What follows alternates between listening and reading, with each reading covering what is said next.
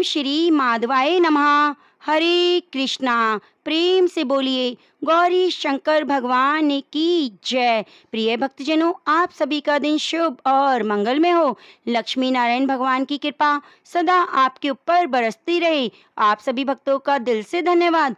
आप कथा को सुन रहे हैं और कथा को सुनते हुए वीडियो को लाइक करके कमेंट बॉक्स में भगवान के प्रति अपनी आस्था को व्यक्त करते हैं। आज गणेश चतुर्थी का पवित्र दिन है, तो आज मैं आपको सुनाने जा रही हूँ वैशाख मास माहात्म्य की कथा और साथ ही सुनेंगे प्रतिदिन की तरह गणेश भगवान की बड़ी ही पवित्र कथा। तो प्रेम से बोलिए गणेश भगवान की जय। एक बार भगवान शिव और माता पार्वती नर्मदा नदी के किनारे बैठे थे। वह माता पार्वती ने भगवान शिव से समय व्यतीत करने के लिए चौपड़ खेलने को कहा। शिव चौपड़ खेलने को तैयार हो गए, परंतु इस खेल में हार जीत का फैसला कौन करेगा, यह प्रश्न उनके सामने उठा। तो भगवान शिव ने कुछ दिन के एकत्रित कर उनका एक पुतला बनाकर उनकी प्राण प्रतिष्ठा कर दी और पुतले से कहा, बेटा, हम चौपड़ खेलना चाहते हैं, परंतु हमारी हार जीत का फैसला करने वाला कोई नहीं, इसलिए तुम बताना कि हम दोनों में से कौन जीता और कौन हारा। उसके बाद भगवान शिव और माता पार्वती का चौपड़ खेलना शुरू हो गया। यह खेल 3 बार खेला गया और संयोग से तीनों बार माता पार्वती की जीत हुई। खेल समाप्त होने के बाद बालक से हार जीत का फैसला करने को कहा गया, तो उस बालक ने महादेव को विजयी बताया। यह सुनकर माता पार्वती क्रोधित हो गई और क्रोध में उन्होंने बालक को लंगड़ा होने, कीचड़ में पड़े रहने का श्राप दे दिया। बालक ने माता पार्वती से माफी मांगी और कहा कि यह मुझे अज्ञानतावश ऐसा हुआ, मैंने किसी द्वेष भाव से ऐसा नहीं किया। बालक द्वारा क्षमा मांगने पर माता ने कहा, यहाँ गणेश पूजन के लिए नाग कन्याएं आएंगी, उनके कहे अनुसार तुम गणेश व्रत करो, ऐसा करने से तुम मुझे प्राप्त करोगे। यह कहकर माता पार्वती शिव जी के साथ कैलाश पर चली गई। 1 वर्ष बाद उस स्थान पर नाग कन्याएं आईं। तब नाग कन्याओं से श्री गणेश के व्रत की विधि मालूम करने पर उस बालक ने 21 दिन लगातार गणेश जी का व्रत किया। उनकी श्रद्धा से गणेश जी प्रसन्न हुए और बालक को मनवांछित फल मांगने को कहा। उस पर बालक ने कहा, हे विनायक, मुझ में इतनी शक्ति दीजिए कि मैं अपने पैरों से चलकर अपने माता पिता के साथ कैलाश पर्वत पर पहुंच सकूं। यह देखकर प्रसन्न हो, तब बालक को वरदान देकर गणेश जी अंतर्ध्यान हो गए। इसके बाद वह बालक कैलाश पर्वत पर पहुंच गया और कैलाश पर्वत पर पहुंचने की अपनी कथा उसने भगवान शिव को सुनाई। चौपड़ वाले दिन से माता पार्वती शिव जी से विमुख हो गई थी, अतः देवी के रुष्ट होने पर भगवान शिव ने भी बालक के बताए अनुसार 21 दिनों तक गणेश जी का व्रत किया। इस व्रत के प्रभाव से माता पार्वती के मन में भगवान शिव से जो नाराजगी थी वह समाप्त हो गई। तब यह व्रत की विधि भगवान शंकर ने माता पार्वती को बताई। यह सुनकर माता पार्वती के मन में भी अपने पुत्र कार्तिकेय से मिलने की इच्छा जागृत हुई। तब माता पार्वती ने भी 21 दिन तक गणेश जी की पूजा अर्चना की। दूर्वा, फूल, लड्डुओं से गणेश जी का भोग किया। व्रत के 21वें दिन कार्तिकेय स्वयं माता पार्वती से आ मिले। उस दिन से श्री गणेश जी चतुर्थी का यह व्रत सभी मनोकामनाओं की पूर्ति करने वाला माना जाता है। इस व्रत को करने से मनुष्य के सभी संकट दूर हो जाते हैं और सुख समृद्धि की प्राप्ति होती है। प्रेम से बोलिए लक्ष्मी नारायण भगवान की जय। अब आइए सुनते हैं वैशाख मास में पीपल सींचने की कहानी, जो हमें नित्य नियम से पूर्णिमा तक जरूर सुननी चाहिए। आप इस कथा को पूरी श्रद्धा पूर्वक पूरा अवश्य सुनिएगा। एक गांव में एक विधवा महिला अपने बेटे, बहू और पोते पोतियों के साथ रहती। उसका बेटा 6 महीने से बिस्तर में बीमार पड़ा था। उसकी बहू लोगों के कपड़े सिलकर, झाड़ू पोछा करके घर चला रही थी। तब एक बार की बात है, उनके गांव में एक साधु महात्माओं की मंडली आई। उन्होंने वह डेरा लगाया। वे प्रवचन देने लगे। तब एक दिन वे विधवा महिला भी साधु महात्मा के पास प्रवचन सुनने के लिए पहुंच गई। साधु महात्मा जी गांव वालों को बैसाख मास माहात्म्य की कथा सुना रहे थे। बैसाख मास में स्नान, व्रत, दान धर्म का अक्षय फल प्राप्त होता है। जो पुण्य 4 धाम की यात्रा से मिलता है, वही पुण्य बैसाख मास में 3 दिन स्नान करने, व्रत कथा सुनने और बड़ पीपल आंकड़े के पेड़ को सींचने से मिल जाता है। अगर बैसाख मास में बड़ पीपल आंकड़े के पेड़ को सींचा जाए तो मनुष्य की सभी मनोकामनाएं पूरी हो जाती हैं। घर में लक्ष्मी जी का स्थायी वास होने लगता है। 7 जन्मों की दरिद्रता दूर हो जाती है। बैसाख मास में जल का दान बहुत बड़ा महत्व बताया गया है। जो व्यक्ति जल दान करता है उसको इसका पुण्य 100 बार गंगा स्नान के बराबर मिलता है। महात्मा जी आगे बोले, अगर सामर्थ्य है तो पूरे बैसाख मास में स्नान करके व्रत करें, प्याऊ लगवाएं, चिड़ियों कबूतरों के लिए, परिंदों के लिए पानी की हौद खुदाएं। जो व्यक्ति वैशाख मास में ऐसा करते हैं उन्हें कभी यमराज का भय नहीं सताता। मार्ग उसके लिए सुलभ हो जाता है। वे मनुष्य इस जन्म के सभी सुखों को भोगते हैं और मरने के बाद परम पद को ही पाते हैं। तब अंत में महात्मा जी ने कहा, अगर शरीर में सामर्थ्य नहीं तो जरूरी नहीं, पूरे बैसाख मास में व्रत करें। स्नान करने के बाद बड़ पीपल आंकड़े के पेड़ को सींचने, तेल का दीपक जलाने, परिक्रमा करने से भी उस मनुष्य को पूरे बैसाख मास का फल मिल जाता है। उस मनुष्य के 7 जन्मों की दरिद्रता दूर हो जाती है। उनके पिता नरक में पड़े हैं तो उन्हें स्वर्ग मिलता है। उसके बाद सत्संग समाप्त हो गया। बुढ़िया माई घर आ गई। पूरे समय उसके मन में महात्मा जी के प्रवचन चल रहे थे। उसने सोचा, अगर मैं भी पूरे बैसाख मास में स्नान करके बड़ पीपल आंकड़े के पेड़ को सींचूं, तेल का दीपक जलाऊं तो मेरे घर की दरिद्रता दूर हो जाएगी। लेकिन तेल कहाँ से लाऊं? तब उसने डरते डरते बहू से तेल के लिए पैसे मांगे। तो बहू ने कहा, सासू माँ, आपको पैसे किस लिए चाहिए? तो सास ने साधु वाली पूरी बात बताई कि बहू, आज जब मैं प्रवचन सुनने गई तो साधु महात्मा जी कह रहे थे, बैसाख मास में बड़ पीपल आंकड़े के पेड़ पर दीपक अगर मैं जलाऊंगी तो दरिद्रता दूर हो जाएगी। इसलिए मुझे बड़ पीपल आंकड़े के पेड़ पर दीपक जलाने के लिए, तेल के लिए पैसे चाहिए। तब बहू नाराज होने लगी। बोली, बहू ने नाराज होकर कहा, आपका बेटा 6 महीने से बिस्तर पर है। घर का खर्च चलाने के लिए मैं लोगों के कपड़े सिल रही हूँ, झाड़ू पोछा कर रही हूँ, घर का और बच्चों की स्कूल का फीस सब मैं देख रही हूँ। आप तो ये सब चोचले रहने दो, घर पर बैठो, बच्चों को संभालो। बुढ़िया माई चुप हो गई और उदास मन से घर के चबूतरे पर आकर बैठ गई। फिर कुछ सोचकर गांव के बनिए के पास आधा लीटर सरसों का तेल मांगने गई। तब बनिया बोला, अरे बुढ़िया माई, पहले का उधार चुका दो, तेल ले लो। बुढ़िया माई ने दुकानदार से काफी मिन्नतें की, लेकिन बनिए ने उधार देने से इनकार कर दिया। दुखी मन से बुढ़िया माई घर वापस आ गई। तभी उसकी पड़ोसन उसे मिल गई। पड़ोसन बुढ़िया माई से बोली, अरे बहन, क्या हुआ? तू दुखी दिखाई दे रही है, क्या तेरी तबीयत ठीक नहीं? बुढ़िया माई ने पड़ोसन को सारी बात बताई। तो पड़ोसन बुढ़िया माई से बोली, अरे बहन, तू मेरे से 1 लीटर तेल उधार ले ले। जब तेरे पास पैसे हों मुझे वापस दे देना। यह सुनकर बुढ़िया माई खुश हो गई और 1 बोतल तेल की पड़ोसन से ले ली। पड़ोसन से तेल की बोतल लेकर जब वे घर वापस आ रही थी तभी सोचने लगी, तेल की बोतल को मैं कहाँ रखूं? घर लेकर जाऊंगी तो बहू नाराज होगी। तब उसने वह तेल की बोतल एक थैली में रखकर गांव के बाहर एक पीपल के पेड़ के पास पत्थर के नीचे ले जाकर छुपा दी और सोचने लगी, यहीं से तेल ले लूंगी। और दीपक जला दिया करूंगी। उसके बाद बुढ़िया माई खुशी खुशी घर आ गई। दूसरे दिन बैसाख का महीना लग गया।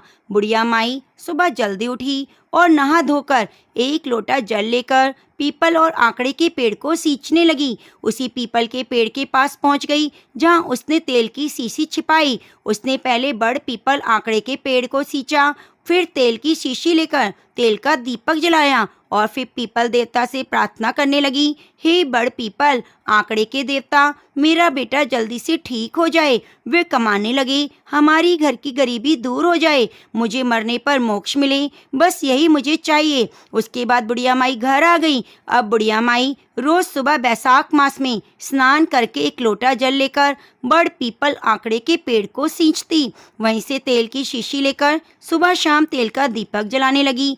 इस तरह से 10-15 दिन निकल गए। तब एक दिन जब वे सरसों के तेल की बोतल पत्थर के नीचे से निकालने लगी तो उसे बहुत आश्चर्य हुआ। बोतल पूरी भरी हुई थी, जरा भी खाली नहीं थी, जबकि 15 दिन से वे रोज सुबह शाम दीपक जला रही थी। आसपास देखा, कहीं कोई भूत प्रेत तो नहीं जो मेरी तेल की बोतल को रोज भर देता है, लेकिन दूर दूर तक कोई दिखाई नहीं दिया। इस तरह वह सोचती सोचती आ गई। फिर पूरी रात यही सोचती रही। मैं 15 दिन से बैसाख मास में 3 जगह दीपक जला रही हूँ, वह भी सुबह शाम, फिर भी तेल की बोतल जरा भी खाली नहीं हुई। सोचते सोचते उसे नींद आ गई। इस तरह पूरा बैसाख का महीना बीत गया, लेकिन तेल की बोतल अभी भरी हुई थी। उसने यह बात किसी से भी नहीं कही। वह सोचने लगी, अगर ये बात पड़ोसन से कहूंगी या बहू से कहूंगी तो वे विश्वास नहीं करेगी। इस तरह बैसाख पूर्णिमा आ गई। उस दिन उसने बड़ पीपल आंकड़े के पेड़ को सींचा, फिर शाम को पुनः दिया बाती की। उसके बाद शाम को वह वापस घर आ रही थी तो वह तेल की बोतल भी ले आई और आकर पड़ोसन को दे दी। पड़ोसन बोली, बहन इतनी जल्दी क्या थी, बाद में दे देती। लेकिन बुढ़िया माई ने पड़ोसन से कुछ नहीं कहा और घर आकर उसने देखा उसके घर में तो अन्न धन के भंडारे भरे हुए हैं, बेटा ठीक हो गया है। तब बहू बोली, सासू माँ आज आपने आने में इतनी देर क्यों कर दी, अभी अभी विष्णु जी और लक्ष्मी जी के नाम से स्त्री पुरुष आए, उन्होंने कहा आप उन्हें जानते हो, यह सारा धन दौलत देकर वही गए हैं।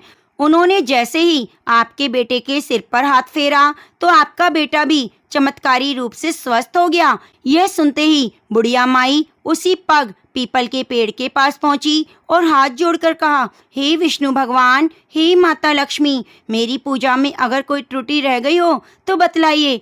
आपने मेरे बेटे बहू को तो दर्शन दिए लेकिन मुझे नहीं दिए। तभी वहां एक चमत्कार रोशनी हुई। भगवान विष्णु माता लक्ष्मी ने बुढ़िया माई को दर्शन दिए। बुढ़िया माई उनके चरणों में गिर पड़ी। बुढ़िया माई ने पूरे विश्वास और सच्चे मन से बैसाख मास में बड़ पीपल और आंकड़े के पेड़ को सींचा।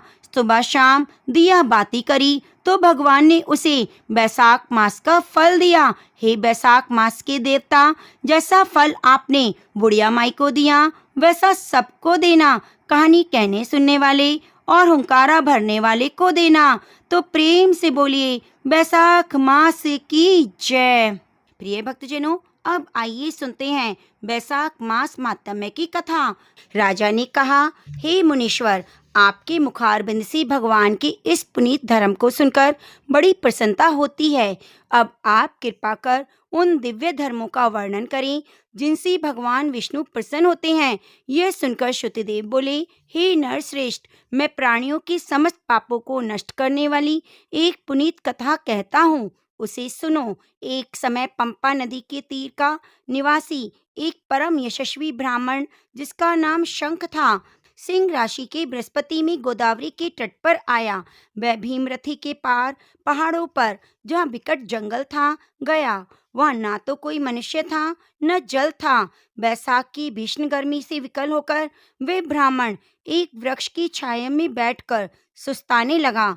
तभी हाथ में धनुष बाण धारण किए एक व्याध उसके ऊपर आ निकला।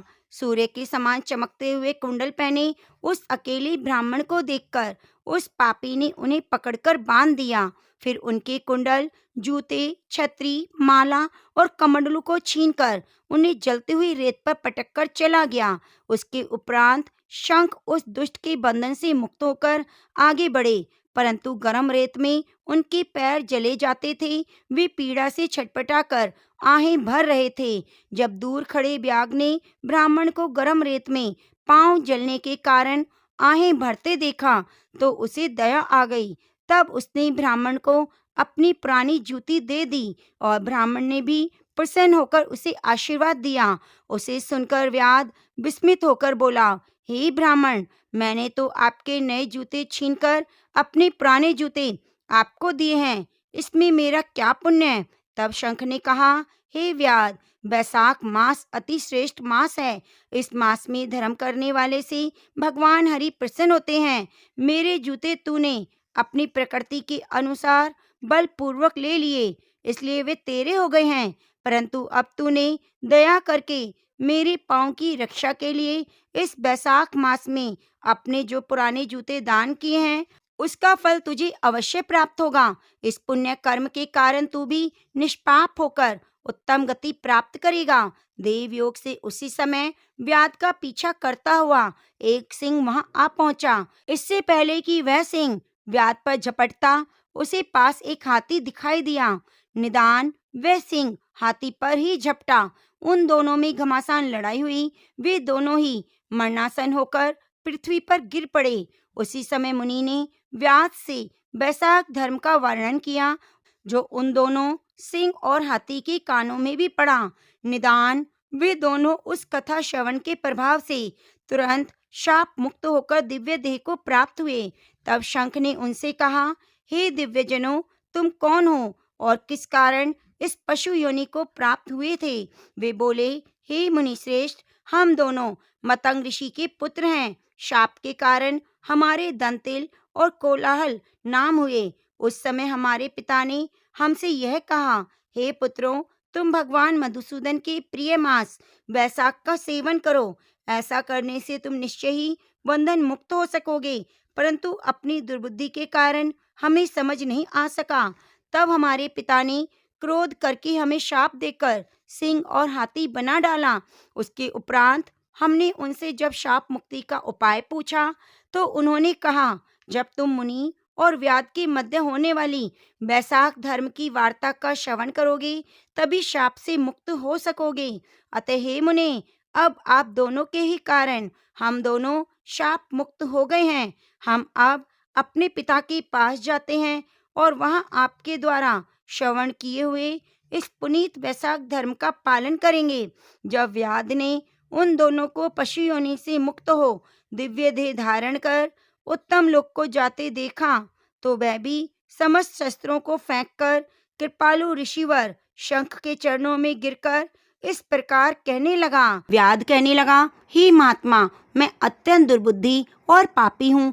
आपने मुझ पर बड़ी कृपा की। इसमें संदेह नहीं कि साधु महात्मा स्वाभाविक ही दयालु होते हैं। मैं आपका कृपा पात्र शिष्य हूँ। यह सब आपकी कृपा का ही कारण है। हे दया के सागर, अब मुझ पर ऐसी दया करो कि जिससे अब मेरी बुद्धि दूषित होकर खोटे कर्मों में ना जाए। मुझको ऐसे पाप नाशक साधु महात्मा की दृष्टि और मंत्रों का उपदेश कीजिए, जिससे मुमुक्षुजन सहज इस संसार सागर से पार हो जाएं। साधु महात्मा की दृष्टि में अधम और उत्तम सब एक ही जैसे हैं, चाहे वे कैसे ही दोषयुक्त और पापी क्यों न हो। जो श्रद्धा से पूछते हैं, साधुजन उन्हें इस संसार समुद्र से पार होने का उपाय अवश्य बताते हैं। जैसे गंगा स्वभाव से ही मनुष्यों की पाप दूर करती है, वैसे ही महात्मा लोग भी दुर्बुद्धियों का उद्धार करते हैं। हे दयालु, आपकी संगति से मेरा चित्त शुद्ध हो गया है, अतः आप मुझे उपदेश कीजिए। व्याध के ऐसे वचन को सुनकर ऋषि को उसके उपदेश देते हुए बोले, हे व्याध, यदि तू शांति की इच्छा करता है तो बैसाख धर्मों का पालन कर। यह धर्म बड़े पवित्र और संसार के बंधनों से छुड़ाने वाला है। इसमें भगवान विष्णु प्रसन्न होते हैं। हे व्याध, यहाँ छाया नहीं है, यहाँ पर धूप का अत्यंत तेज है, पानी भी नहीं है। चलो कहीं दूसरी जगह चलकर जल पीकर और छाया में बैठकर स्वस्थित होकर तुम्हारे सामने पाप नाशक माहात्म्य का वर्णन करूंगा। व्याध हाथ जोड़कर कहने लगा, यहाँ से थोड़ी दूर पर एक निर्मल सरोवर है जहाँ फलों से लदे हुए अनेक वृक्ष हैं। वहाँ पर निश्चय ही चित्त प्रसन्न हो जाएगा। व्याध की यह बात को सुनकर शंख मुनि उसके साथ चल दिए और थोड़ी दूरी पर जाकर उन्होंने देखा कि निश्चय ही एक निर्मल सरोवर है जहाँ पर बगुला, सारस और राजहंस शोभित हो रहे हैं तथा चकवा चकवे चारों ओर फिर रहे हैं, घूम रहे हैं, भंवरे गुंजार कर रहे हैं और सरोवर कछुआ आदि जंतुओं से भरे पड़े हैं। कुमुदिनी, शतपत्र और अनेक प्रकार के कमलों से शोभायमान हो रहे हैं। नदियों के कलरव से शब्द सुनाई देता है और चारों ओर बांस के वृक्ष खड़े हैं। बड़, कुंजा, कदम, इमली, नीम, चंपा, आम, आंवला और जामुन के वृक्ष चारों ओर सुशोभित हो रहे हैं। वन के हाथी, हिरण, शूकर, भैंसा, वृक्ष, कस्तूरी, मृग, व्याघ्र, सिंह, भेड़िया, खरगोश, अनेक पशुचर विचर रहे हैं। बंदर, लंगूर आदि वृक्षों पर कूद रहे हैं। बिल्ली, रीछ फिर रहे हैं। पवन से वृक्ष झुके जा रहे हैं। ऐसा सरोवर व्याध ने मुनि को दिखाया। मुनि ने दोपहर को उस सरोवर में स्नान किया और शुद्ध वस्त्र धारण कर कृत होकर पूजन किया। व्याध के लाए हुए श्रम नाशक मीठे कैथे के फल खाए और उसके बाद प्रसन्न होकर मुनि पूछने लगे, हे व्याध, तुम कौन सा धर्म सुनना चाहते हो? धर्म अनेक हैं, सबको करने की अलग अलग विधि है, परंतु वैशाख धर्म योग सर्वाधिक इस लोक और परलोक में फल देने वाला है। जो तुम पूछना चाहो सो पूछ लो। व्याध कहने लगा, हे महात्मा, यदि आप मुझ पर प्रसन्न हैं तो कृपा करो, यह बतलाइए कौन सा धर्म करने से मुझे व्याघ्र जैसी योनि मिली और फिर आपका सत्संग हुआ। मुनि हंसकर कहने लगे, तुम शासक नगर में वेद पाठी ब्राह्मण थे। तुम्हारा नाम, स्तंभ और गोत्र श्री वैश्य था। एक वैश्या से तुम्हारा प्रेम था। उसी की संगति दोष से तुमने नित्य कर्मों का त्याग किया और शूद्र के समान रहने लगे। इस प्रकार तुमने आचारहीन होकर धर्म का त्याग किया। परंतु तुम्हारी स्त्री जो अत्यंत रूपवती थी, तुम्हारी और वैश्या की सेवा करती थी। तुम दोनों पलंग पर सोते, वह नीचे सोती। वह वैश्या के ध्यान में तुम्हारे प्राण निकल गए।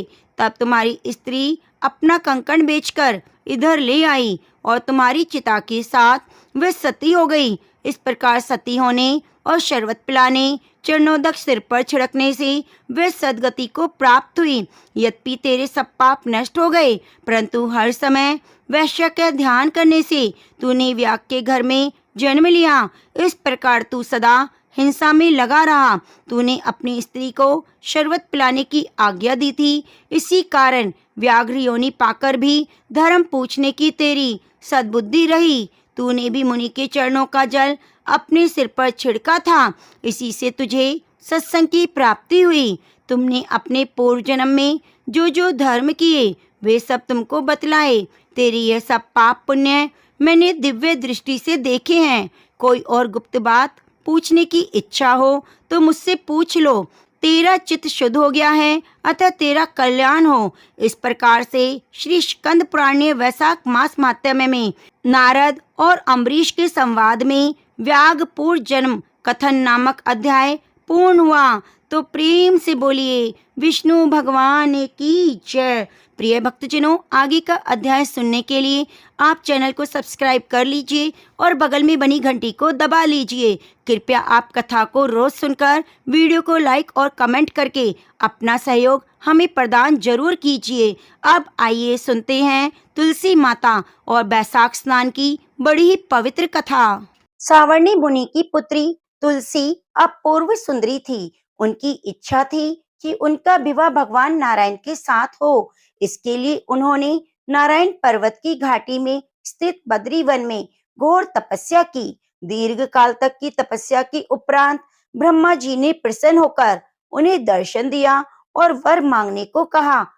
तब तुलसी जी ने कहा, सृष्टिकर्ता ब्रह्मदेव, आप अंतर्यामी हैं। सबके मन की बात जानते हैं, फिर भी मैं अपनी इच्छा आपसे बताती हूँ। मैं चाहती हूँ कि भगवान श्री नारायण मुझे पति रूप में मिले।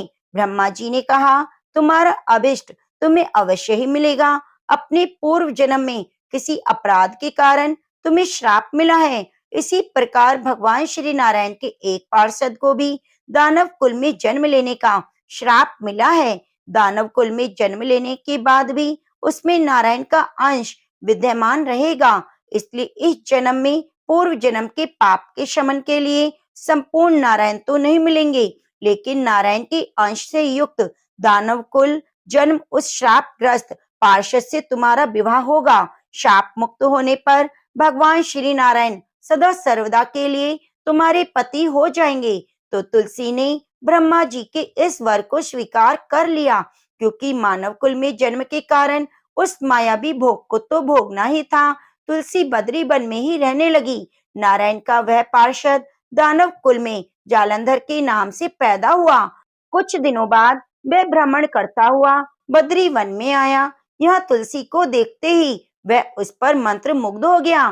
तुलसी के सामने उसने अपने विवाह का प्रस्ताव रखा। इतने में ही वह ब्रह्मा जी आ गए और तुलसी से कहा, तुलसी, जालंधर को देखो, उसका स्वरूप है देवताओं के समान। दानव कुल में जन्म लेने के बाद भी लगता है जैसे इसके शरीर में नारायण का वास है। तुम प्रस्ताव को सहर्ष स्वीकार कर लो। तुलसी को भी लगा कि उसकी तपस्या पूर्ण हो गई, उससे इच्छित फल मिला है। तब जालंधर के साथ उसका गंधर्व विवाह हो गया और वह जालंधर के साथ उसके महल में पत्नी बनकर आ गई। जालंधर ने अपनी परम सुंदरी सती साध्वी पत्नी तुलसी के साथ बहुत दिनों तक राज्य किया। उसने अपने राज्य का इतना विस्तार किया कि देवलोक तक उसके अधिकार में आ गया।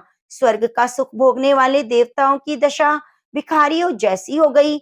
जालंधर किसी को कष्ट नहीं देता था, पर अधिकार और राज्य छिन जाने से सारे देवता मिलकर ब्रह्मा, विष्णु और शिव की सभा में गए और अपनी विपत्ति उन्हें सुनाई। ब्रह्मा जी ने कहा, तुलसी परम साध्वी है, उसका विवाह जालंधर से मैंने ही कराया था। जालंधर को तब तक नहीं हराया जा सकता, नहीं मारा जा सकता, जब तक तुलसी उसके साथ है। विष्णु जी ने कहा, जालंधर पूर्व जन्म में मेरा पार्षद था और श्राप के कारण उसे दानव कुल में जन्म लेना पड़ा है। इस जन्म में भी मेरा अंश उसमें व्याप्त है। साथ ही तुलसी की पतिव्रता धर्म से वह अजय है। फिर देवताओं की सहमति से भगवान शिव ने जालंधर के पास संदेश भेजा कि यह तो देवताओं को राज्य लौटा दे या फिर उनसे युद्ध करे। जालंधर शंकर जी के पास पहुंचा। उसने कहा, देवाधिदेव, आपके लिए देवताओं का पक्ष लेना उचित नहीं। राज्य बढ़ाना हर राजा का कर्तव्य है। मैं किसी को दुखी नहीं कर रहा हूँ। देवताओं से कहिए कि वह मेरी प्रजा बनकर रहें। मैंने आपका कोई अपमान नहीं किया है। हमारा आपका युद्ध शोभा नहीं देता। अगर आप हार गए तो बड़ी लज्जा की बात होगी। मैं हार गया तो आपकी कीर्ति बहुत अधिक नहीं बढ़ेगी। भगवान शंकर हंसने लगे। तो सब रहस्य समझते थे। तुलसी और जालंधर के पूर्व जन्म के श्राप की अवधि लगभग अब पूरी हो चुकी थी। फिर शंकर जी बोले, इसमें कीर्ति और लज्जा की बात नहीं। तुम देवों को राज्य लौटाकर उन्हें उनके पद पर प्रतिष्ठित होने दो। युद्ध से बचने का यह एक उपाय है। तब जालंधर ने कहा, मैंने युद्ध के बल से देवलोक जीता है। कोई उसे युद्ध के द्वारा ही वापस ले सकता है। यह मेरा अंतिम उत्तर है। अब मैं जा रहा हूँ। ऐसा कहकर जालंधर वहां से चला गया। उसने अपनी पत्नी तुलसी को सारी बातें बताई और कहा, कर्म भोग सब काल सूत्र में बंधा है। जीवन में हर्ष, शोक, भय, दुख, सुख, मंगल, अमंगल काल के अधीन है। हम तो केवल निमित्त हैं। संभव है भगवान शिव देवों का पक्ष लेकर मुझसे युद्ध करें। तुम चिंता मत करना, तुम्हारा सतत्व तेज मेरी रक्षा करेगा। दूसरे दिन भगवान शंकर के नेतृत्व में देवताओं ने युद्ध छेड़ दिया। जालंधर ने भीषण बाण की वर्षा की, उसका वेग रोक दिया। उसके प्रहार से देवता डगमगाने लगे। उसने दानवी शक्ति का प्रयोग करके मायावी युद्ध आरंभ कर दिया। युद्ध स्थल पर वह किसी को भी दिखाई नहीं देता था, पर उसके अस्त्र शस्त्र प्रहार कर देवों को घायल कर रहे थे। देवगण अपने अस्त्र चलाएं तो किस पर चलाएं, क्योंकि कोई शत्रु सामने नहीं था। कई दिनों तक इस तरह भयंकर युद्ध चलता रहा। जालंधर पराजित नहीं हुआ। तब शिव जी ने विष्णु जी से कहा, विष्णु जी, तुम कुछ उपाय करो, अन्यथा मेरा तो सारा यश मिट्टी में मिल जाएगा। विष्णु जी ने सोचा, बल से तो जालंधर को हराया नहीं जा सकता, इसलिए छल का ही सहारा लेना पड़ेगा। उन्होंने तुरंत अपना स्वरूप जालंधर जैसा बनाया और अस्त्र शस्त्र से सुसज्जित होकर तुलसी जी के पास पहुंच गए। बोले, प्रिय, मैं युद्ध जीत गया। सारे देवता भगवान शंकर समेत हार गए। इस खुशी में आओ, मैं तुम्हें अपने अंग लगा लूं। पति को प्रत्यक्ष खड़ा देखकर और विजय का समाचार सुनकर वह दौड़कर मायावी जालंधर के गले से लिपट गई और इस प्रकार पति पत्नी दोनों में आलिंगन होकर खूब खुशी मनाई। पर पुरुष के साथ इस प्रकार के व्यवहार से उसका सतत्व तेज नष्ट हो गया। उसका सतत्व तेज जो जालंधर के कवच के रूप में रक्षा कर रहा था, वह कवच नष्ट हो चुका था। जालंधर शक्तिहीन हो गया। यह जानते ही भगवान शंकर ने अपने त्रिशूल से प्रहार किया। उस प्रहार के लगते ही जालंधर जलकर भस्म हो गया और जालंधर के मरने को जानकर विष्णु अपने असली रूप में आ गए। सामने अपने पति जालंधर के स्थान पर भगवान विष्णु को खड़ा देखकर तुलसी बहुत ही हैरान हुई। उसको पता लग गया कि स्वयं नारायण ने उसके साथ छल किया है। क्रोध में आकर तुलसी जी ने श्राप दिया कि एक सती स्त्री का सतीत्व भंग करने की अपराध में तुम हृदयहीन पत्थर हो जाओगे। विष्णु जी ने तुलसी जी के श्राप को शिरोधार्य करा और कहा, देवी, तुम्हारे और जालंधर के कल्याण के लिए मुझे ऐसा करना पड़ा।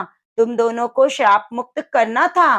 तुम भी अब अपना शरीर त्याग कर तुलसी बिरवा के रूप में जन्म लोगी और मेरी पूजा तुलसी दल से होगी। मैं शालिग्राम पत्थर बनूंगा। मेरे शीश पर तुम सादर विराजमान रहोगी।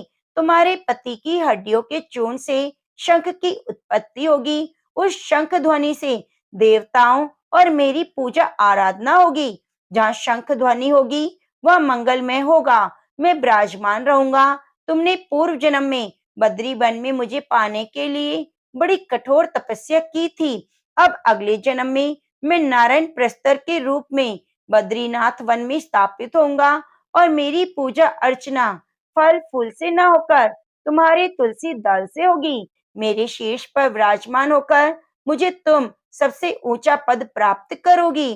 तो प्रेम से बोलिए, लक्ष्मी नारायण भगवान की जय। ओम नमो भगवते वासुदेवाय। आज आप सुनेंगे बृहस्पतिवार के दिन बृहस्पति देव की बड़ी ही पवित्र कथा। बृहस्पतिवार का व्रत रखने से, व्रत कथा को सुनने से स्त्री पुरुषों की सभी की मनोकामनाएं पूरी होती हैं, धन संपत्ति की प्राप्ति होती है, निसंतानों को पुत्र प्राप्ति होती है, परिवार में सुख शांति बनी रहती है। तो प्रिय भक्तजनों, अपने जीवन की मंगल कामना करते हुए हाथ में पीले पुष्प, हल्दी, गुड़ और चने की दाल लेकर इस कथा को श्रद्धा पूर्वक प्रसन्नचित मन से पूरा सुनिए और कथा सुनते हुए वीडियो को लाइक करके कमेंट बॉक्स में लक्ष्मी नारायण भगवान की जय जरूर लिखिए। प्राचीन समय में आर्यव्रत में दिग्विजय नामक एक राजा था। राजा दिग्विजय अपनी प्रजा की सुख दुख का बहुत ध्यान रखता। राजा के महल से कोई भी निर्धन खाली हाथ नहीं जाता था। वह प्रतिदिन भगवान बृहस्पति देव की पूजा करने के लिए मंदिर में जाया करता था। हर बृहस्पतिवार को राजा भगवान बृहस्पति देव का व्रत रखता था। भगवान बृहस्पति देव की पूजा अर्चना के बाद व्रत की कथा को सुनता था और एक ही समय भोजन करता था। लेकिन उसकी रानी राजा के पूजा पाठ व्रत को बिल्कुल भी पसंद नहीं करती थी। राजा ने उसे कई बार समझाया, लेकिन रानी के व्यवहार में कोई बदलाव नहीं आया। रानी कभी भी निर्धन को अन्न वस्त्र आदि दान नहीं देती। इतना ही नहीं, वे राजा को भी व्रत रखने, निर्धन को धन वस्त्र आदि दान देने के लिए मना करती थी। एक बार जंगल के कुछ हिंसक जानवरों ने राजा दिग्विजय की नगर में घुसकर लोगों को मारना शुरू कर दिया। प्रजा ने जब राजा दिग्विजय से जंगली जानवरों के उत्पात की बात कही तो वह स्वयं उनके शिकार के लिए गया। राजा दिग्विजय शिकार पर गया हुआ था। रानी महल में प्रसन्नता पूर्वक झूला झूल रही थी। उस दिन भगवान बृहस्पति देव अपना रूप परिवर्तित करके निर्धन भिक्षुक के रूप में महल के द्वार पर पहुंचे। बृहस्पति देव ने रानी से भिक्षा मांगी तो रानी क्रोधित स्वर में बोली, हे भिक्षुक, सुबह से भिक्षा देते देते तो मैं परेशान हो गई हूँ। अभी मुझे महल के बहुत से काम करने हैं। महल के कामों से अवकाश मिले तो मैं तुम्हें कुछ भिक्षा दूं। भगवान बृहस्पति देव ने कहा, हे देवी, भिक्षा देने में भला कितना समय लगता है? तुम भिक्षा देकर भी महल के कामों को पूरा कर सकती हो। भिक्षुक के वचन सुनकर रानी ने क्रोधित होकर कहा, लोगों को दान देने के लिए तो मेरे पति ही बहुत हैं। वे हर समय भिक्षुक को अन्न, वस्त्र, धन आदि दान देते रहते हैं। उनके इस तरह दान देने से मैं तो बहुत तंग आ चुकी हूँ। इससे तो अच्छा है हमारा सारा धन ही समाप्त हो जाए ताकि प्रतिदिन दान देने के कष्ट से मुक्ति मिले। रानी की बात सुनकर भगवान बृहस्पति देव मन ही मन मुस्कुराते हुए बोले, हे रानी, भगवान तुम्हारी ये इच्छा अवश्य पूरी करेंगे। तुम इस समस्या से छुटकारा पाना चाहती हो तो बृहस्पतिवार को सुबह सूर्य उदय से पहले मत उठना। जब सूर्य की तेज धूप निकल आए तभी उठना। फिर पूरे महल को गोबर से लीपकर सिर से पांव तक स्नान करना। अपने लंबे बालों को अवश्य धोना। राजा से कहना वह बृहस्पतिवार को हजामत बनवाए। राजा को भोजन में मांस मदिरा अवश्य देना। निरंतर 7 बृहस्पतिवार तक ऐसा करने से तुम्हें धन की मुसीबत से अवश्य मुक्ति मिल जाएगी। इतना कहकर भिक्षुक का रूप धारण किए भगवान बृहस्पति देव कुछ दूर चलकर अदृश्य हो गए। रानी अपने पति की दान देने की आदत से ऐसे ही बहुत परेशान हो चुकी थी। इसलिए कुछ सोचकर उसने परेशानी से छुटकारा पाने के लिए भिक्षुक की बताई बातों का पालन करने का निश्चय किया। राजा ने रानी को ऐसा ना करने के लिए कहा, लेकिन रानी अपनी जिद पर अड़ी रही। उसने राजा को धमकी दी, यदि तुमने मेरी कथा अनुसार काम नहीं किया तो मैं महल छोड़कर चली जाऊंगी। रानी की इस बात से राजा बहुत डर गया, क्योंकि रानी के महल छोड़ देने से पूरे राज्य में उसकी बदनामी हो सकती थी। विवश हो राजा को रानी की बात स्वीकार करनी पड़ी। 3 बृहस्पतिवार के बाद उसे कुछ करने की जरूरत ही नहीं पड़ी, क्योंकि तीसरे बृहस्पतिवार को ही सारा धन समाप्त हो गया था। राजा का अन्न भंडार खाली हो गया था। दूसरों को अन्न वस्त्र दान देने वाला राजा खुद अन्न के अभाव में भूखा मरने लगा। उस समय राजा ने अपनी रानी से कहा, रानी, अब मैं इस नगर में नहीं रह सकता। यहाँ तो हम किसी से भिक्षा भी नहीं मांग सकते, इससे हम अपमानित होंगे। मैं अब परदेश जा रहा हूँ, वहाँ कोई काम धंधा करूंगा, शायद हमारे भाग्य बदल जाएं। यह कहकर रानी को महल में छोड़कर राजा धन कमाने के लिए परदेश चला गया। परदेश में उसने जंगल से लकड़ी काट कर लाने और नगर में बेचने का काम शुरू कर दिया। इधर रानी को कई कई दिन खाने को कुछ नहीं मिलता था, अतः रानी अपने अच्छे दिनों की याद करके आंसू बहाती रहती। एक दिन रानी ने भूख से परेशान होकर अपनी दासी से कहा, दासी, समीप के नगर में मेरी एक बहन रहती है, वे बहुत धनवान है, तो उसके पास जाकर 5 सेर अनाज ले आ। उस अनाज से कुछ दिन तो पेट भरेगा, उसके बाद कहीं मेहनत मजदूरी करके काम चलाएंगे। रानी की बात सुनकर दासी चल पड़ी। जब दासी रानी की बहन के पास पहुंची तो वह भगवान बृहस्पति देव की पूजा अर्चना कर रही थी। दासी ने 5 सेर अनाज मांगा, लेकिन पूजा में व्यस्त बहन ने उसकी बात पर ध्यान नहीं दिया। दासी कुछ देर वहां बैठकर खाली हाथ महल में लौट आई। उसने रानी से आकर कहा, हे रानी, तुम्हारी बहन तो बहुत अभिमानी है। अधिक धन होने के कारण वह किसी की सुनती भी नहीं। मेरी बात का भी उसने कोई उत्तर नहीं दिया, बस पूजा पाठ करती रही। आखिर मुझे खाली हाथ ही लौटना पड़ा। रानी ने उदास मन से कहा, दासी, जब बुरे दिन आते हैं तो कोई सहायता नहीं करता, अपने भी मुंह मोड़ लेते हैं। ये सब हमारे भाग्य का दोष है। उधर पूजा पाठ के बाद रानी की बहन ने जब दासी की ओर देखा तो वह वहां से जा चुकी थी। बहन ने सोचा, अवश्य मेरी बहन पर कोई विपत्ति आ पड़ी है, तभी तो उसने दासी को भेजकर 5 सेर अनाज मंगवाया है। यह सोचकर वह एक घोड़ा गाड़ी पर सवार हो रानी से मिलने चल पड़ी। रानी के महल में पहुंचकर उसने कहा, बहन मुझे क्षमा करना, जब तुम्हारी दासी आई थी उस समय मैं बृहस्पति देव की पूजा कर रही थी, इसलिए पूरी वृत कथा सुने बिना मैं उठ नहीं सकती थी। बृहस्पति देव का पूजन समाप्त करके जब मैं उठी तो तुम्हारी दासी वहां से लौट आई थी। रानी ने बहन को सारी दुख भरी कहानी सुनाकर कहा, मैंने दासी को 5 सेर अनाज लाने के लिए भेजा था। बहन ने रानी की कहानी सुनकर कहा, बहन मैं बृहस्पतिवार का व्रत रखकर भगवान बृहस्पति देव की पूजा करती हूँ। भगवान बृहस्पति देव सबका कल्याण करते हैं। तुम भी भगवान बृहस्पति देव का स्मरण करके अपने महल के किसी कक्ष में जाकर देखो, शायद कहीं अनाज रखा मिल जाए। बहन की बात सुनकर रानी ने मन में सोचा, उसकी धनवान बहन अवश्य ही उसका उपहास कर रही है। लेकिन भगवान बृहस्पति देव का नाम लेकर वह महल के एक कक्ष में गई। उस कक्ष के अंधेरे कोने में एक घड़ा रखा हुआ था।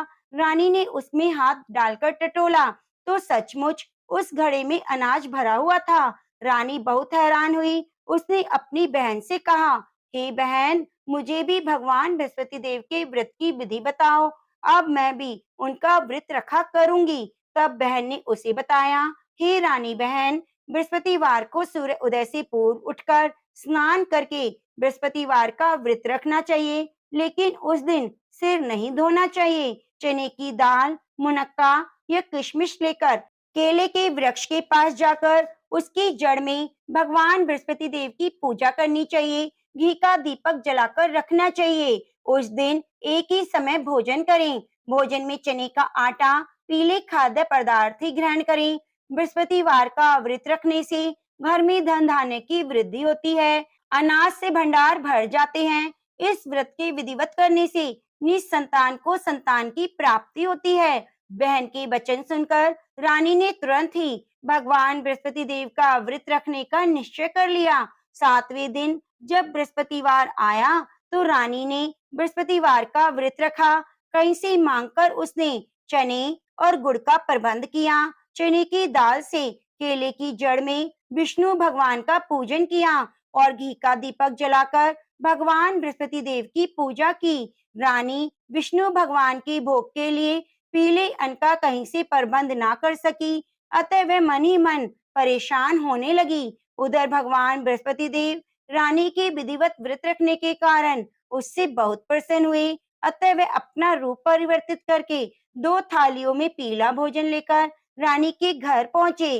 भगवान बृहस्पति देव ने दासी से कहा, हे दासी, मैं तुम्हारी रानी के लिए व्रत का पीला भोजन लाया हूँ। भोजन देकर वह चले गए। दासी ने रानी से भगवान बृहस्पति देव को भोग लगाकर भोजन करने के लिए कहा। रानी को कुछ पता नहीं था। वह दासी से बोली, दासी क्यों मेरी निर्धनता पर मेरा उपहास करती हो? तब दासी ने कहा, अभी अभी कोई आदमी मुझे 2 थालियों में पीला भोजन देकर गया है। वेशभूषा से तो मुझे कोई पुजारी लगता था। रानी ने बृहस्पति भगवान को भोग लगाया, फिर बचा हुआ भोजन दासी के साथ बैठकर ग्रहण किया। रानी प्रत्येक बृहस्पतिवार को विधिवत व्रत रखकर बृहस्पति देव की पूजा करने लगी। रानी के व्रत रखने से भगवान बृहस्पति देव बहुत प्रसन्न हुए। रानी के महल में धन की वर्षा होने लगी। कुछ ही दिनों में रानी के पास काफी धन एकत्रित हो गया। उसकी अन्न के भंडार भी भर गए। इतना सब कुछ होने से रानी पुनः पहले की तरह आलसी और अभिमानी हो गई। एक दिन रानी ने किसी भिक्षुक को आलस्य के कारण खाली हाथ लौटा दिया तो दासी ने कहा, रानी जी, आप फिर पहले की तरह धन संपत्ति पाकर आलसी हो गई हो। निर्धन को अपने द्वार से खाली हाथ लौटाना अच्छा नहीं होता। भगवान बृहस्पति देव की अनुकंपा से हमें अत्यधिक धन और अन्न मिला है, इसलिए आलस्य छोड़कर हमें निर्धनों को दिल खोलकर दान देना चाहिए। दान देने से आपके परिवार का नाम होगा और भगवान बृहस्पति देव प्रसन्न होकर आपका कल्याण करेंगे। दासी की बात सुनकर रानी ने निर्धनों को फिर से दान देना शुरू कर दिया। कई निर्धन ब्राह्मणों को धन देकर उनकी कन्याओं के विवाह में सहायता की। रानी की सब जगह प्रशंसा होने लगी। धन संपत्ति मिलने के बाद रानी को राजा की याद सताने लगी। रानी ने एक दिन दासी से कहा, दासी, पता नहीं मेरे स्वामी परदेश में किस हाल में हो गए, मुझे अब उनका पता लगाना चाहिए। रानी ने पूजा के समय भगवान बृहस्पति देव से प्रार्थना की कि उसके पति को जल्दी घर लौटने का स्मरण कराएं। उसी रात भगवान बृहस्पति देव परदेश में रह रहे राजा दिग्विजय के स्वप्न में आकर बोले, हे राजन, तुम अपने नगर को लौट जाओ, तुम्हारी रानी तुम्हें याद कर रही है। राजा सुबह उठकर लकड़ियां काटकर लाने जंगल की ओर चल पड़ा। जंगल से गुजरते हुए वह सोचने लगा कि रानी की गलती से उसे कितने दुख भोगने पड़े हैं। राजपाट छोड़कर परदेश में आकर रहना पड़ा है। जंगल से लकड़ियां काटकर नगर में बेचकर गुजारा करना पड़ा। उसी समय बृहस्पति भगवान एक सन्यासी के वेश में राजा के पास पहुंचे। भगवान ने राजा से पूछा, हे लकड़हारे, तुम किस चिंता में डूबे हुए हो? राजा ने दुखी मन से अपनी सारी बात उस सन्यासी को बताई। उसकी कथा अनुसार सन्यासी ने कहा, हे लकड़हारे, तुम्हारी पत्नी ने भिक्षुक को धन नहीं देने के कारण आलस्य किया था। इससे भगवान बृहस्पति देव क्रोधित हो गए थे। उनके क्रोधित होने से तुम्हारी ऐसी हालत हुई है। लेकिन अब चिंता करने की कोई बात नहीं। तुम घर लौटकर विधिवत भगवान बृहस्पति देव का व्रत रखना आरंभ कर दो। बृहस्पति देव का व्रत रखकर चने की दाल और गुड़ को जल से भरे बर्तन में डालकर केले के वृक्ष की पूजा करो। उसके बाद व्रत की कथा सुनो। स्वयं भी व्रत कथा कह सकते हो। इस प्रकार व्रत करने से भगवान बृहस्पति देव तुम्हारी सभी मनोकामनाएं पूरी करेंगे। राजा ने सन्यासी से कहा, हे सन्यासी, मैं भगवान बृहस्पति देव की पूजा करना तो चाहता हूँ, लेकिन लकड़ियां काटकर बेचने से बस अपना पेट ही भर पाता हूँ। भगवान की पूजा के लिए धन कहाँ से लाऊं? राजा की बात सुनकर सन्यासी का रूप धारण किए भगवान बृहस्पति देव ने कहा, भगवान बृहस्पति देव का स्मरण कर तुम जंगल में जाकर लकड़ियां काटना, फिर उन्हें नगर में ले जाकर बेचना।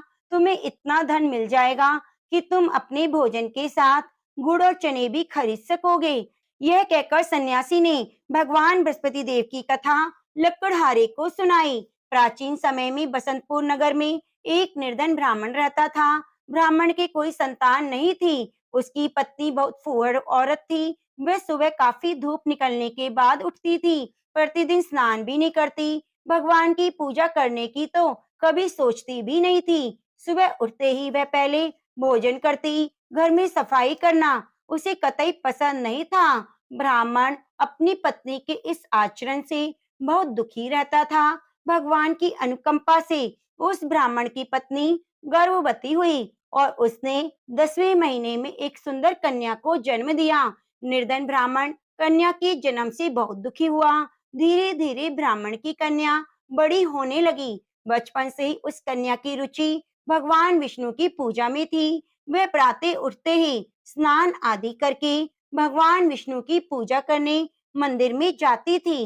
बृहस्पतिवार को व्रत रखकर विधिवत पूजा पाठ करती थी। फिर पढ़ने के लिए पाठशाला जाती थी। घर से चलते हुए वह मुट्ठी भर जौ लेकर जाती और रास्ते में थोड़े थोड़े जौ गिराती जाती थी। जब वह पाठशाला से घर लौटती तो जौ के दाने सोने में बदले हुए मिलते। लड़की सभी सोने के दाने बीन लाती थी। एक दिन जब वह सोने के दानों को साफ कर रही थी तो उसकी माँ ने कहा, बेटी, सोने के दाने साफ करने के लिए सोने का सूप होना चाहिए। अगले दिन बृहस्पतिवार था। उसने भगवान बृहस्पति देव की पूजा करते हुए प्रार्थना की, हे भगवान, यदि मैंने आपका व्रत विधिवत किया हो तो मुझे सोने का सूप दे दो। भगवान बृहस्पति देव ने उसकी मनोकामना पूरी करने का वचन दिया।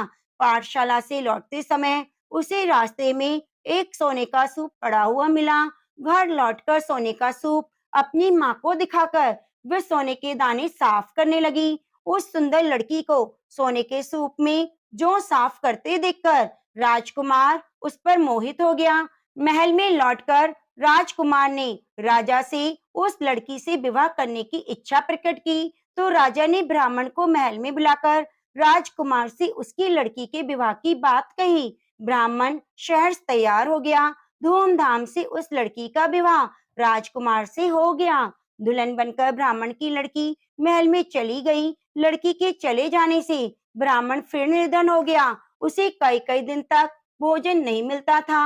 बहुत दुखी होकर ब्राह्मण एक दिन अपनी लड़की के पास गया। अपने पिता से निर्धनता का समाचार सुनकर उसने बहुत धन देकर पिता को विदा किया। उस धन से ब्राह्मण के कुछ दिन तो आराम से गुजर गए, लेकिन जल्दी ही सारा धन समाप्त हो गया।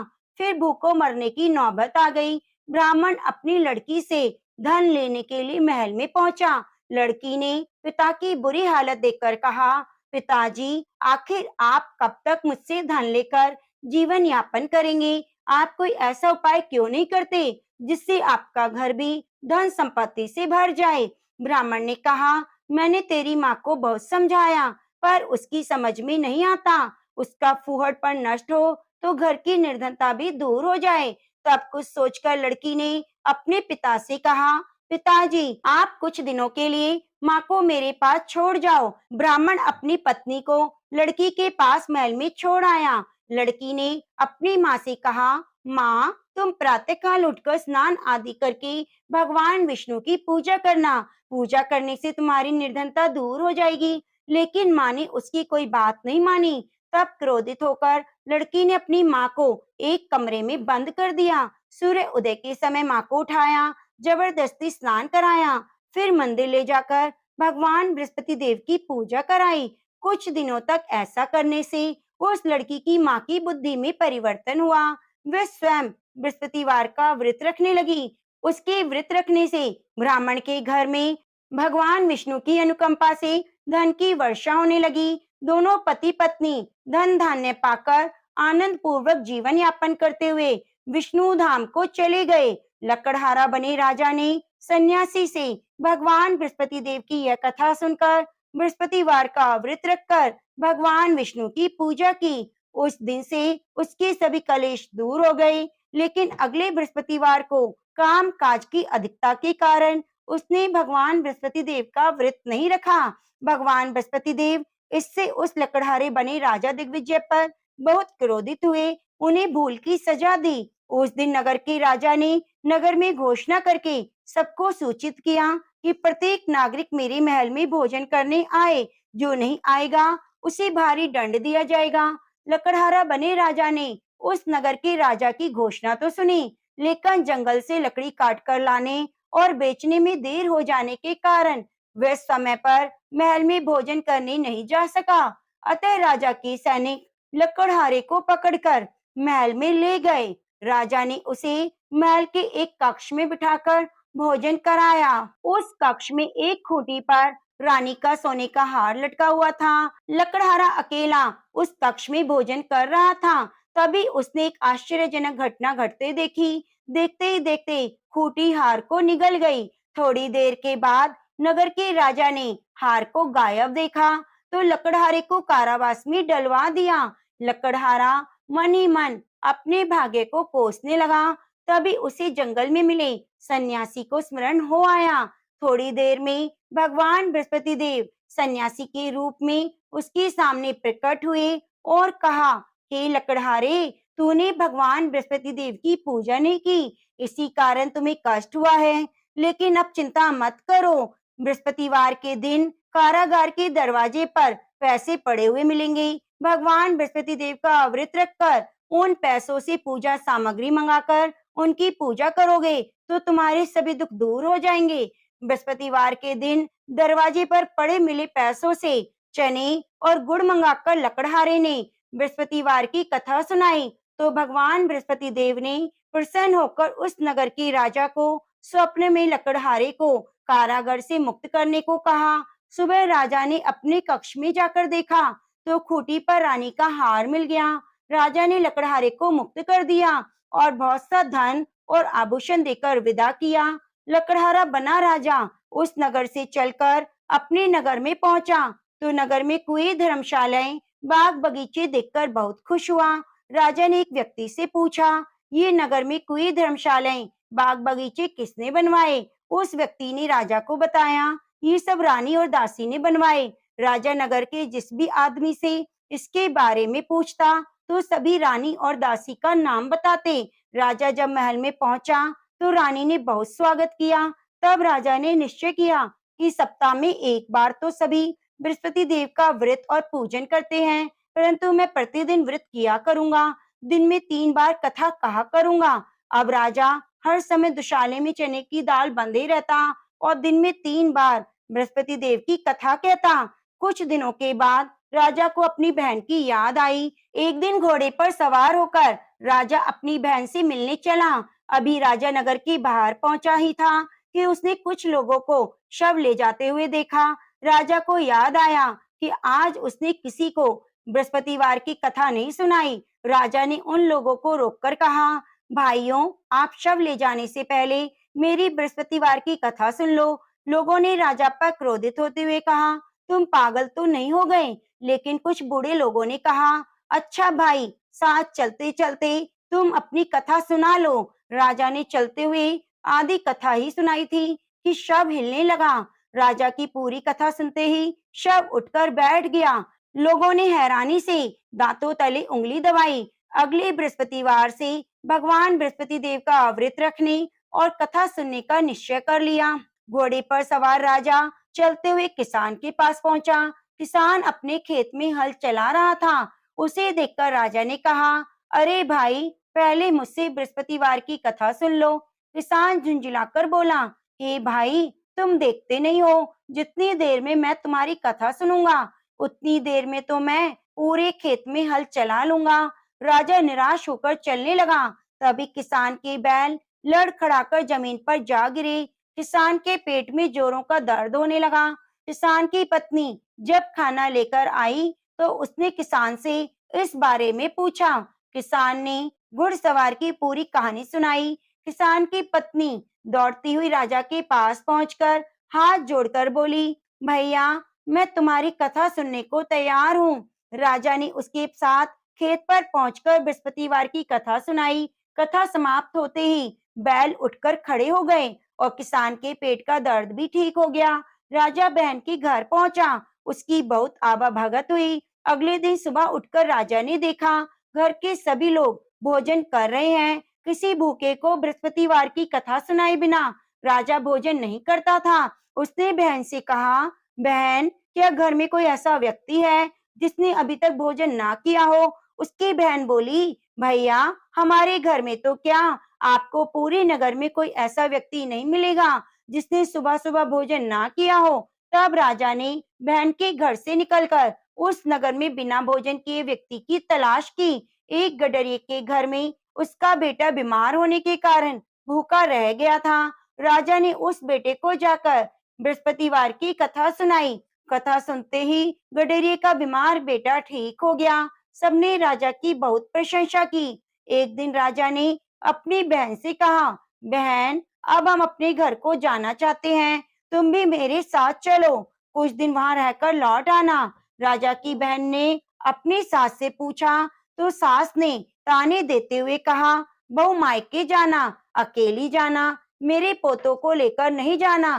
तुम्हारे भाई के कोई संतान नहीं है, कहीं तुम्हारी भाभी मेरे पोतों पर कोई जादू टोना ना कर दे। दूसरे कक्ष में बहन की सास की बात सुनकर राजा बहुत दुखी हुआ और अकेला ही अपने नगर को लौट पड़ा। जब वह अपने नगर पहुंचा तो रानी ने राजा से कहा, आप तो अपनी बहन को लाने गए थे, फिर बहन को क्यों नहीं लाए? राजा ने दुखी होते हुए कहा, रानी, हम निसंतान हैं, इसलिए हमारे घर कोई आना पसंद नहीं करता। रानी ने राजा को समझाया, हे प्राणनाथ, हमें बृहस्पति देव ने सब कुछ दिया है, अब भगवान बृहस्पति देव हमें संतान भी अवश्य देंगे। बृहस्पतिवार को विधिवत व्रत रखते हुए राजा रानी ने भगवान बृहस्पति देव से संतान के लिए प्रार्थना की। कुछ दिनों के बाद उन्होंने स्वप्न में दर्शन देते हुए कहा, हे राजन, तेरी मनोकामना पूरी होगी। एक सप्ताह बाद रानी गर्भवती हुई। 10वें महीने के आरंभ में रानी ने एक सुंदर पुत्र को जन्म दिया। राजा रानी जीवन पर्यंत बृहस्पतिवार का व्रत रखते रहे। उनके घर में धन की वर्षा होती रही। आनंद पूर्वक जीवन यापन करते हुए राजा रानी भगवान बृहस्पति देव की अनुकंपा से मोक्ष को प्राप्त कर सीधे बैकुंठ धाम में पहुंच गए। बृहस्पतिवार को विधिवत व्रत रखकर जो स्त्री पुरुष भगवान विष्णु की पूजा करता है उसकी सभी मनोकामनाएं पूरी होती हैं। तो प्रेम से बोलिए बृहस्पति देव की जय, लक्ष्मी नारायण भगवान की जय। शांतिकारं भुजंग शयनम पद्मनाभं सुरेशम विश्वधारं गगन सदृशम मेघवर्णं शुभांगम लक्ष्मीकान्तं कमलनयनं यो विध्याने गम्यं वंदे विष्णुं भव्यहरणं सर्वलोकैकनाथम। प्रिय भक्तजनों, अब आइए सुनते हैं बृहस्पति देव की आरती। ओम जय बृहस्पति देवा, स्वामी जय बृहस्पति देवा, छिने छिने भोग लगाऊं कदली फल मेवा। ओम जय बृहस्पति देवा, तुम पूर्ण परमात्मा, तुम अंतर्यामी, स्वामी तुम अंतर्यामी, जगत पिता जगदीश्वर तुम सबके स्वामी। ओम जय बृहस्पति देवा, चरणामृत निज निर्मल, सभी पातक की हरता, स्वामी सभी पातक की हरता, सकल मनोरथ दायक कृपा करो भरता। ओम जय बृहस्पति देवा, तन मन धन अर्पण कर, जो जन शरण पड़े प्रभु, जो जन शरण पड़े प्रभु, प्रकट तभी होकर आकर द्वारे खड़े। ओम जय बृहस्पति देवा, दीन दयाल दयानिधि भक्त हितकारी, पाप दोष सभी हरता भव बंधन हारी। ओम जय बृहस्पति देवा, सकल मनोरथ दायक सभी संशय हारी, विषय विकारी मिटाओ संतन सुखकारी। ओम जय बृहस्पति देवा, जो कोई आरती तेरी प्रेम सहित गावे, जेठानंदी आनंद कर सो निश्चय फल पावे। ओम जय बृहस्पति देवा, ओम जय बृहस्पति देवा, ओम जय बृहस्पति देवा। प्रेम से बोलिए लक्ष्मी नारायण भगवान की जय। प्रिय भक्तजनों, यदि आपको हमारे द्वारा सुनाई गई कथा थोड़ी सी भी अच्छी लगी है तो कृपया वीडियो को ज्यादा से ज्यादा शेयर कीजिए, लाइक कीजिए और कमेंट करना बिल्कुल भी ना भूलिए। मिलते हैं अगली कथा कहानी के साथ। बगल में बनी घंटी को भी दबा लीजिए, जिससे आने वाली प्रत्येक कथा की नोटिफिकेशन आपको सबसे पहले मिल सके।